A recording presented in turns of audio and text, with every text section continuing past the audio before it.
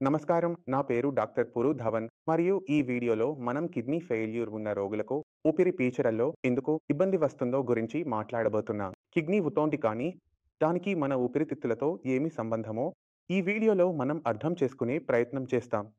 ముందుగా ప్రారంభిద్దాం. Kidney failure ఉన్న రోగికి ఊపిరి పీల్చడంలో ఇబ్బంది ఎప్పుడు, ఎలా వస్తుందో తెలుసుకుందాం. మీకు లేదా మీకు తెలిసిన ఎవరికైనా కిడ్నీ సమస్య ఉంటే, నడిచేటప్పుడు ఊపిరి తేలిపోతే అది వేరే కారణాన్ని సూచిస్తుంది. అదే రోగిని మనం పడుకోబెట్టినప్పుడు లేదా అతను నిద్రపోవడానికి పడుకుంటే, అతని ఊపిరి తేలిపోతే అది వేరే కారణం వల్ల జరుగుతుంది. ఇప్పుడు ఇవి ఏ కారణాల వల్ల జరుగుతాయో, ఎందుకు జరుగుతాయో మనం లోతుగా తెలుసుకుందాం. అయితే కిడ్నీ ఫెయిల్యూర్ ఉన్న రోగిలో రక్తహీనత వస్తే ఎందుకంటే కిడ్నీ సరిగా పనిచేయడం లేదు, శరీరంలో హీమోగ్లోబిన్ తయారవడం లేదు. హీమోగ్లోబిన్ 5 లేదా 6 చుట్టూ మాత్రమే ఉంది. అలాంటి రోగి మెట్లు ఎక్కినా శ్వాస ఆడిపోతుంది.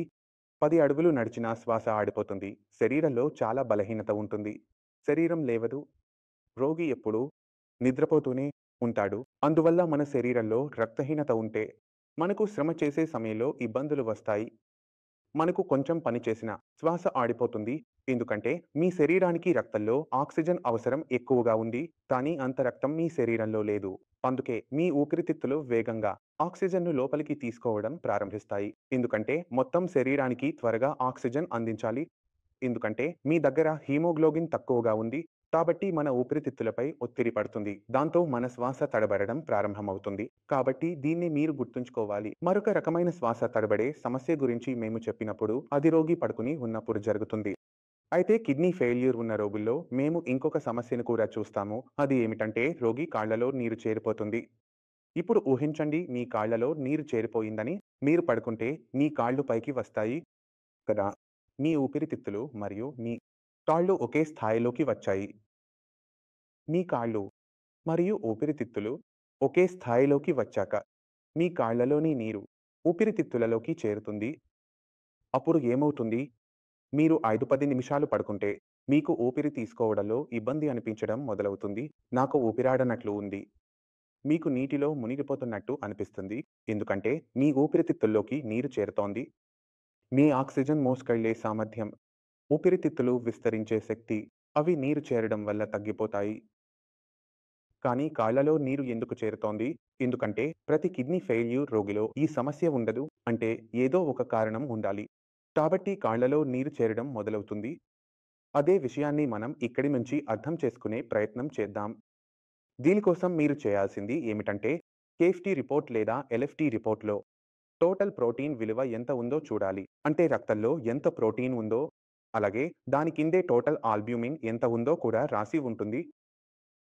అందువల్ల ఎవరి శరీరంలోనైనా ప్రోటీన్ పరిమాణం లేదా ఆల్బ్యూమిన్ పరిమాణం ఈ రెండింటిలో ఏదైనా ఒకటి నార్మల్ విలువ కంటే తక్కువగా ఉంటే రక్తం పల్చగా మారిపోతుంది.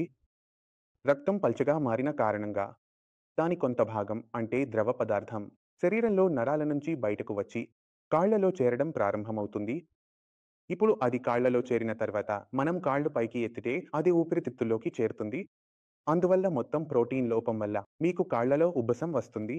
ఇలానే ఎవరి థైరాయిడ్ చాలా ఎక్కువగా డిస్టర్బ్ అయితే కూడా పారాథైరాయిడ్ కాదు, థైరాయిడ్ టీఎస్హెచ్ టీ3 టీ4 ఇవి డిస్టర్బ్ అయితే కూడా శరీరంలో ఉబ్బసం కనిపిస్తుంది, ముఖ్యంగా కాళ్లలో. కానీ దాంతో శ్వాస తీసుకోవడంలో ఇబ్బంది తక్కువగా కనిపిస్తుంది. అందుకే మనం హీమోగ్లోబిన్ను పూర్తిగా చేయాలి. ఇప్పుడు మనం హీమోగ్లోబిన్ను ఒక కిడ్నీ ఫెయిల్యూర్ రోగిలో పూర్తిగా చేయాలంటే మనం ఎరిథ్రోపోయిటిన్ను గమనించాలి. ఆహారంలో ఐరన్ను కూడా గమనించాలి. ఫోలిక్ యాసిడ్ ఇవ్వాలి. విటమిన్ B12 ఇవ్వాలి. అంటే శరీరంలో రక్తం తయారవ్వాలి. ఏదైనా విధంగా రక్తం తయారవ్వాలి. శరీరంలో రక్తం తయారవ్వడం ప్రారంభమైతే మనకు నడవడంలో ఉన్న ఇబ్బంది, శ్వాస తీసుకోవడంలో వచ్చే సమస్యలు ఇవన్నీ పరిష్కరించబడతాయి. అలాగే మనం కాళ్లలో నీరు చేరడం గురించి మాట్లాడితే మనం శరీరంలో మొత్తం ప్రోటీన్ను పూర్తిగా చేయాలి. ఇప్పుడు ప్రోటీన్ అనేది ఒకటి మనం కిడ్నీ ఫెయిల్యూర్ ఉన్న రోగికి ఇస్తే క్రియాటినిన్ పెరుగుతుంది. ఇవ్వకపోతే శరీరంలో వాపు వస్తుంది. అందుకే మనం సింపుల్గా గుర్తుంచుకోవాల్సింది ఏమిటంటే మన ఊపిరితిత్తులు మన కిడ్నీల కంటే చాలా ఎక్కువ ముఖ్యమైనవి.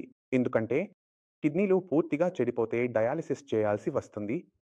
మనుషులకు ఇలా భయం కలుగుతుంది కానీ ఊపిరితిత్తులు చెడిపోతే వెంటిలేటర్ ఉంది. మరి వెంటిలేటర్ మరియు డయాలిసిస్ రెండింటిలో ఒకదాన్ని ఎంచుకోవాలంటే ఏదిని ఎంచుకుంటారు? డయాలిసిస్ కదా! అందుకే మీరు ఎప్పుడు మీ ఊపిరితిత్తులను కాపాడుకోవడంలో కిడ్నీని కాపాడాలనే ఉద్దేశంతో వాటిని చెడిపోనివ్వకూడదు. ఈ విషయం గుర్తుంచుకోండి. ఎందుకంటే వెంటిలేటర్ ఉంది కానీ వెంటిలేటర్ నుంచి బయటకు రావడం అంత సులభమైన పని కాదు. రెండవ పని ఏమిటంటే మీరు మీ ఆహారంలో ప్రోటీన్ చేర్చాలి. కానీ అలాంటి ప్రోటీన్ చేర్చాలి. అది శరీరంలో ఆవశ్యకంగా శోషించబడాలి. శరీరంలో వ్యర్థ పదార్థాలు ఏర్పడకూడదంటే ఎంతమాత్రం వెజిటేరియన్ సోర్సెస్ మరియు ప్రోటీన్ ఉన్నా అవి ఒక కిడ్నీ ఫెయిల్యూర్ రోగి తీసుకోవచ్చు. ఉదాహరణకు పప్పులు ఉన్నాయి. అవి ఇవ్వబడతాయి ఎందుకంటే అతని శరీరానికి అవి అవసరం. ప్రోటీన్ సప్లిమెంట్స్ కూడా వస్తాయి. అవి కూడా ఇవ్వబడతాయి ఎందుకంటే అతని శరీరంలో ప్రోటీన్ నింపాలి. మనకు మూత్రంలో ప్రోటీన్ నష్టం జరుగుతుంటే దాన్ని కూడా ఆపాలి అంటే శరీరం నుండి బయటకు పోతున్న ప్రోటీన్ ఇక బయటకు పోకూడదు. అందుకే మనం మూత్రంలో ప్రోటీన్ తగ్గిస్తే, ఆహారంలో పెంచితే మనం తిన్నది శరీరంలో నిలవడం మొదలవుతుంది. రక్తంలో ఉన్న ప్రోటీన్ పెరగడం మొదలవుతుంది. పేషెంట్ యొక్క ఊబకాయం తగ్గడం ప్రారంభమవుతుంది. అదే సమయంలో ఊపిరితిత్తులను రక్షించడానికి డయోరెటిక్ మందులు కూడా ఇస్తారు. తద్వారా శరీరంలో నీటి పరిమాణం తక్కువగా ఉండి ఊపిరితిత్తులకు ఇబ్బంది తక్కువగా ఉండి రాత్రి నిద్రపోతున్నప్పుడు శ్వాస తీసుకోవడంలో ఇబ్బంది రాకుండా ఉంటుంది. కాబట్టి మీరు ఈ వీడియోను ఇక్కడి వరకు చూసి ఉంటే కిడ్నీ ఫెయిల్యూర్ పేషెంట్లకు ఎందుకు సమస్యలు వస్తాయో, ఎలాంటి సమస్యలు వస్తాయో, వాటికి పరిష్కారం ఏమిటో మీరు అర్థం చేసుకున్నారని నేను ఆశిస్తున్నాను. ఇంకా మీ మనసులో ఎలాంటి సందేహం వచ్చినా, ఏదైనా అడగాలనుకున్నా మీరు ఎప్పుడైనా రావచ్చు, అడగవచ్చు. మేము స్వాగతిస్తాము. ఇదితోనే మీ అందరితో వీడ్కోలు తీసుకోవడానికి అనుమతి కోరుతున్నాను. మళ్ళీ తదుపరి వీడియోలో కలుద్దాం. అప్పటి వరకు నమస్కారం.